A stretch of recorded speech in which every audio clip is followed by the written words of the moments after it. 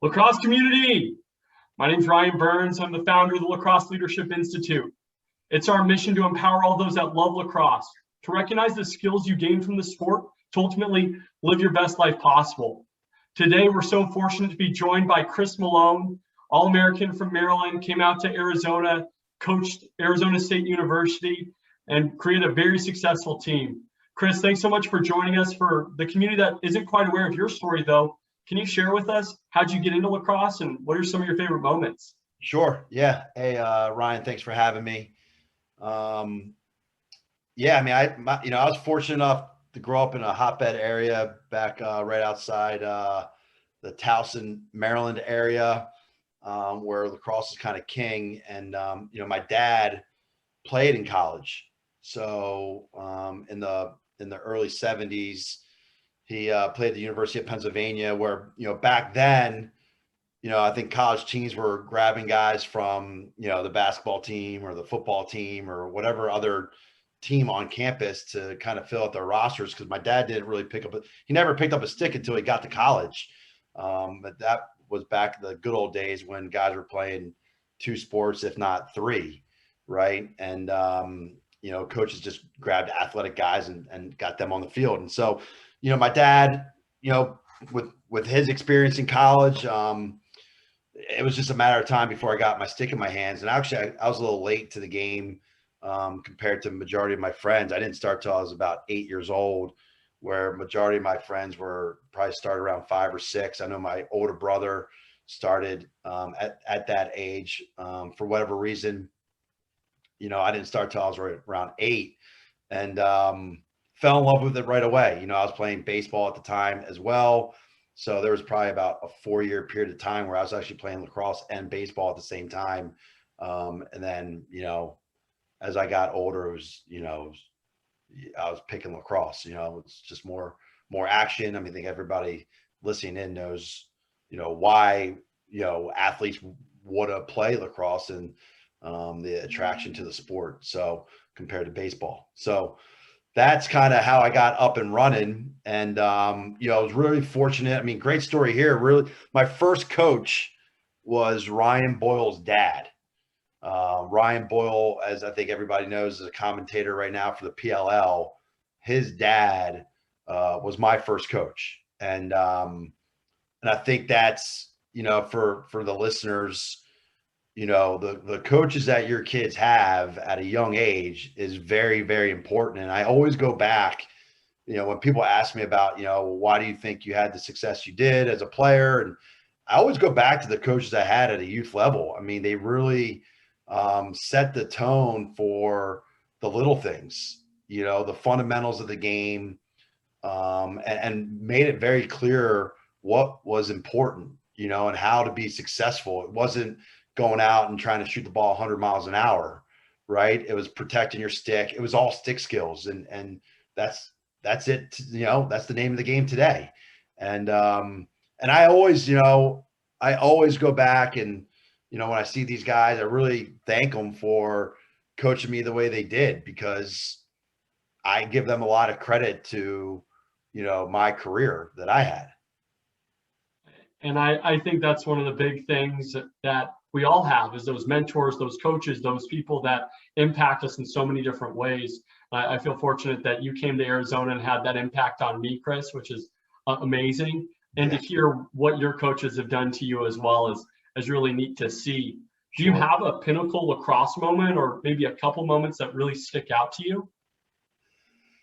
Look, I think, throughout my entire career, whether it's at the youth level, high school, college, or pros, I think, there's a number of them. I mean, if I had to pick one, I mean, there's nothing, in my opinion, that's bigger than being on the Final Four stage, and in 1998, I was fortunate enough to partake in the Final Four and competed in a national championship game, and playing in front of 30,000 people on, Memorial Day weekend.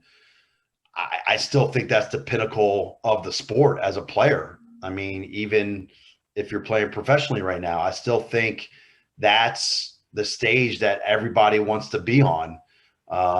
And so if I had to pick one, that would be it, you know, and I was fortunate enough to experience that weekend and what it's all about. I can imagine that having that atmosphere, just 30,000 people watching you and all the hard work that you Oh, put in for your entire life just puts you in maybe euphoric state or so cool. You know, I mean, I was, you know, growing up in Maryland, you know, the Final Four was at Byrd Stadium, which is on the University of Maryland's campus. And I went to the Final Four as a, you know, youth guy and a high school guy, and you're sitting in the stands. And then shoot, you know, my first year in college, I'm now on that field, you know, and but by the Final Four being on the East Coast and sitting in the stands, I mean, you wanted to be there. I mean, one of the reasons I chose to go to the University of Maryland was because I believe that that coaching staff and that program could be in the Final Four every year, you know, and that was something that was important to me, and it was one of the reasons I chose to go there. how do you go about recognizing that there's a process or there's a program that's going to be continuously successful? You know, I think you know, back then, you know, there weren't as many, you know, year in and year out successful, consistent programs.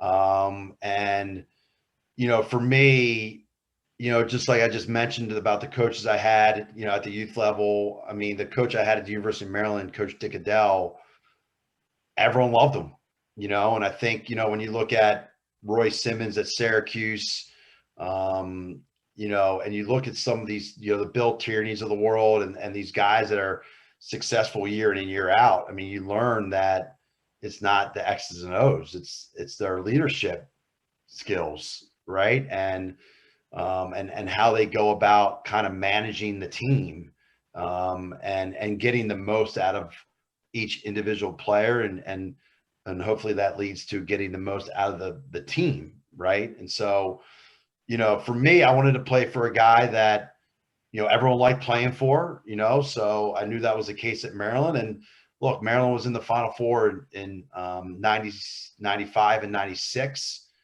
Actually, sorry, 95 and 97. So they had, you know, they had that experience. And Scotty Marr, who was my offensive coordinator, you know, he started there in 95, I believe, in his first year as offensive coordinator, they're making it to the Final Four. So I knew the coaching staff was great. I knew the players on the team that loved the coaching staff. And, you know, that culture and that environment was something that I wanted to be a part of. And that's really why we have this conversation as well. You talked about the X's and O's. They're important, but it's not what creates these amazing teams. It's not what creates an amazing business. It's the leadership, it's the culture. Can you share a little bit more though about what leadership means to you, Chris, as well as that culture aspect? Yeah. So, I mean, I was kind of make a comment based on what you just said. I mean, look, it starts with the leadership, it starts with the culture, but yeah, you do still need to know how to have X's and O's and how to make it work, right? But if you don't have those two things, the X's and O's just don't mean as much. So look, leaders, I think there's all types of different kind of leaders. I think the things that stand out to me is first and foremost, you got to be respected by the people that you're leading, right? And so you got to figure out how do I gain that respect, right? And I think leaders are people that are open-minded, right? They're willing to have the two-way conversation and listen to the people that they're leading, right? It can't be one way or the highway, right? So I think the first thing that leaders that have done well, whether it's in their professional careers or on the athletic stage or wherever it may be, they're open. They listen to the people, right? And then, you know, they have the credibility, right? You got to have some credibility, and the people that are following you have to believe that you're going to be able to get them to the light at the end of the tunnel, right? So, you know, at Maryland, you know, Coach Adele was more of the motivator. He was more of the manager, I would say, like a general manager, and he let Dave Slavkowski run the defense. He let Scotty Marr run the offense, and those guys were the X's and O's. You know, Coach Adele was the father that that you now have, that when you're not under your parents' roof, you have a father on your campus, right? And I think, that was one of the things that made him so successful, is that, the way that he treated you and the way that he cared about you, whether it was as an athlete or a student or just a person, is what made everyone respect him. And they didn't want to let him down. I mean, that was our big thing at Maryland, was we didn't want to let him down, right? He worked, he was always there for us and did everything he could to support us and provide the coaching that we needed to do well to reach our goals. And we knew that. And, there's nothing, you lose a game, you feel bad, but it feels even worse when when you don't want to disappoint a guy that's greatly respected and cares for you so much and is always there for you. So, leadership to me, it's hard to put it in like one sentence, but if I were to kind of just narrow it down, I mean, it's someone who's respected, someone who has credibility, and someone who really is sincere and empathetic and caring towards the people they're leading, right? And is willing to listen to them. I don't think any leader does well not listening to their people, right? And look, I've always said to you, yourself and your teammates, look, I'm open ears. I might not do everything that you are suggesting, but I'll listen. And there are some things that I will do and I won't, but I have 2 ears. They will hear every word that you say. And then I process it and we go from there. But I think, that would be how I would sum up, a leader. And it may be different for some other people, but that's how I would sum it up. And I think every person needs a different type of leader. Some people really need that father figure or that mother figure, and that's really what they want. They need someone who really cares about them. Some people are like, hey man, get me to that light at the end of the tunnel. That's where I want to be. So the best leaders can be a leader for all types of people, right? And I think that's the key, and that's part of listening. It's understanding who you're leading, what they need, and what they're trying to accomplish. And as long as you can put yourself in their shoes and empathize a little bit, you can understand where they're going. And ideally, you have a strategy, or it works to the overall plan, and you can put them in a place to be successful. And you mentioned that before. You mentioned it before, Chris, where you said really maximizing the potential out of the individual or the team and being able to draw that out, because getting a group of young men together and playing together, there's a lot of, especially in college, there's a lot of different things going on. A lot of pieces of the puzzle. Those pieces are always moving. That's why we never played our best in February, right? Because it takes time. It takes time to figure out, where to put everyone so they can play at their best, right? Maybe a guy's a man down guy, maybe a guy's just a wing guy on face-offs, and and that's the challenge that as coaches and even VPs and CEOs, and I mean that's the challenge that they have. It's like and that's why you see some athletes. I'm obviously big athletic background for myself, so I'm very into sports, and you see it all the time where professional guys will and it could go one of two ways, right? They were with a team where they didn't do that well, and now all of a sudden they go to another team and they're very successful. Well, their skills didn't change. It's the leadership changed, right? Or vice versa. You were at a place, you did very well, you got paid to go somewhere else because you're a free agent, and now you're not performing as well. Well, it's because there's a disconnect somewhere, right? There's a disconnect. Not everybody is going to work well under everyone, right? I think, as if I'm a high school player right now, I need to go to a school with a coaching staff and a culture that fits me, right? Obviously, the academics have to fit you, the campus that you're on.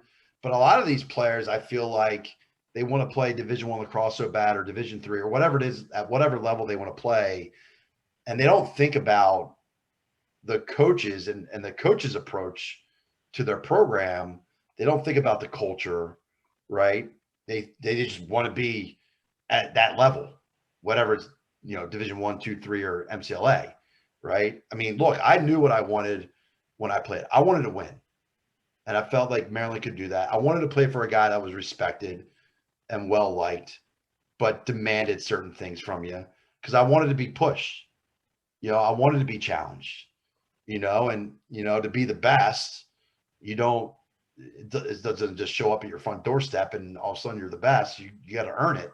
And so the culture at Maryland, the coaching staff, and how they approach the program and their seasons, I mean, it fit exactly what I was looking for. But I think nowadays, kids sometimes might have to rush decisions, and they find themselves in a culture or an environment that doesn't really fit them. And now that's why you have all these transfers every year, so it's unfortunate. I mean, I feel bad for kids that have to transfer, because I think you want to spend 4 years at an institution. You don't want to spend 2 years at one place and then 2 years in another place. And you get something by staying and committing to something for a longer term. And like, for you and I in our professional careers, right? You don't want to go to a company and leave after a year or two, so. Not a chance. I do want to piggyback on something that you just said. And since we're wrapping on time, one of the biggest mantras that we had, and we had different ones from year to year, but my favorite that still sticks with me every day is be the best. And I'm hoping you can elaborate on be the best for our community here, because I don't think everyone in Arizona necessarily knows. Look, it's a mindset. I always, even what I'm doing today, I always talk about, like, this world that we live in is not complicated. It really is a simple world, right? And us sometimes make it complicated, but it's really simple, right? And if you want to be the best you can be at whatever it is you're doing, and whatever, it could be as a husband, a wife, a parent, a colleague, a friend, you got to think about it, right? You got to put it in your brain, right? And so whatever it is that you want to be the best at, you got to start thinking that way and thinking about it, and then figure out how to make that happen, right? I mean, I think a lot of times, like when I was coaching, you and your teammates, it was more about, like, on the field be the best, but really it was to get it in your heads that we said it so much that it just it's something you think about with everything you do in your life. It could be a brother, your brother, your boyfriend. I mean, it's everything, right? And when you break your huddle saying that every day, it's hard not to think about that once you graduate from the program and you're moving on to the real world. So, but look, at Maryland, we wanted to be the best, right? And I don't think I don't think that means that you are the best one at what you do. I think it means that you're the best version of yourself, right? And so I think that probably answers your question. So, not every team I have been a part of did we feel like we could be the best team at the high school level or at the college level, but it's being the best that we believe we can be, right? And the way I look at that is, from an athletic standpoint, performing on the field at a way that you've never performed before, in the classroom, getting grades that you weren't getting in high school, right? At the professional, level, you're getting promotions faster than you expected, or you're performing better than you expected, and now people look at you like, wow, like this person's just got a lot of upside, right? And now you believe, you're like, wow, man, I didn't know I could do these things, and now I can. So it's being the best version of yourself. And I think, you know, if you're your boyfriend or your husband, you know, that's something, you know, you want to be the best boyfriend, best husband, but that your girlfriend and wife have a lot to do with that, right? Just like you want to be the best player you can be, well, your teammates are going to have a lot to do with you being the best player that you can be. Your coaching staff is going to have an impact on how good you are as a player. So you want to be the best friend, the best colleague. The people around you are going to help you be the best version of yourself in that area of your life, you know? And I think that's the great thing with team sports is that you realize like you can't do this stuff on your own. And I think, you know, just going to your success right now in your career, the successes I've had in my career, we understand that the people you work with and the people you talk to every day get you to where you want to be and help you get there. You know, this isn't something that you're just going to do on your own. You know, I mean, I give a lot of credit. I gave credit to my youth, my first coach, you know, that put a stick in my hands. I will give him credit to this day about how he helped me become a professional lacrosse player. He helped me become an All-American at Maryland, right? And I will give credit to, you know, coaches that helped me, you know, be a better coach, right? I mean, Brian Volker, Todd Cavallero, you know, Joe McFadden, Jack Crawford. I mean, there's a lot of guys I've coached with. There's a lot of guys I've talked to when I was coaching that definitely helped me be the best coach I could be, right? You know, right now I'm trying to be the best sales rep I can be. And there's a number of people that I work with that have allowed me to be the best I can be at what I do. You know, so I think people need to understand, like, look, man, you're only going to be as good as the people around you, right? So, you know, you need to help those people be the best versions of themselves too. You know, you want to be a great defense. You know, goalie doesn't want to see any shots. Well, that goalie needs to help out that defense and make sure he's not seeing any shots, right? And that's where leadership comes into play, right? And there's all types of different types of leaders on the field. There's, you know, verbal leaders. There's leaders by action.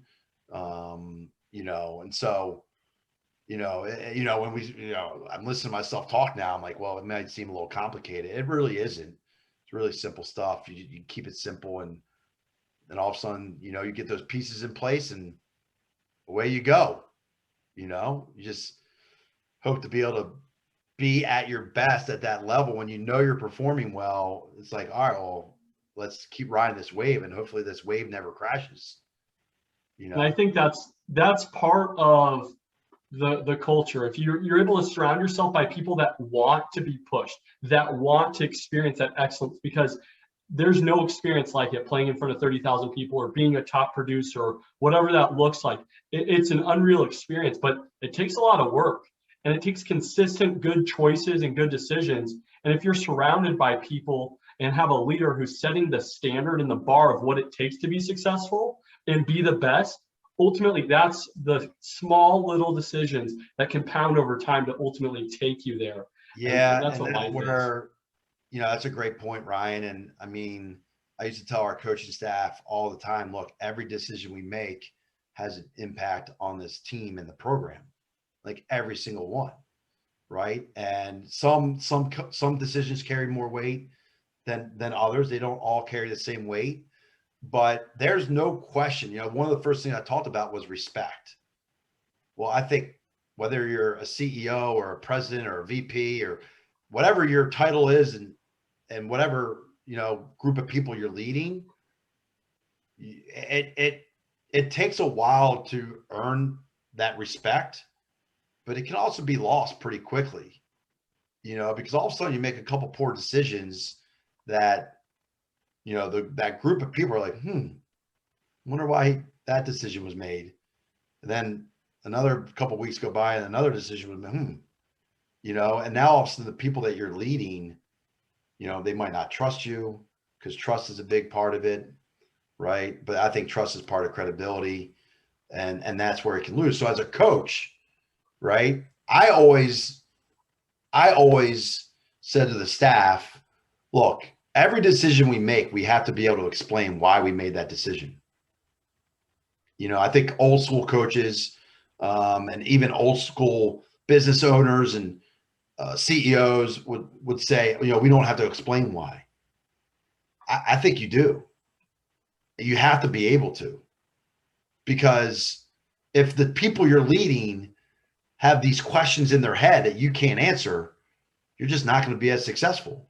You won't be the best version of the team that you can be. So I always felt like it was very important that if we have to explain ourselves why we made the decision we made in a certain situation, we if we can't explain ourselves, then that's the wrong decision to make.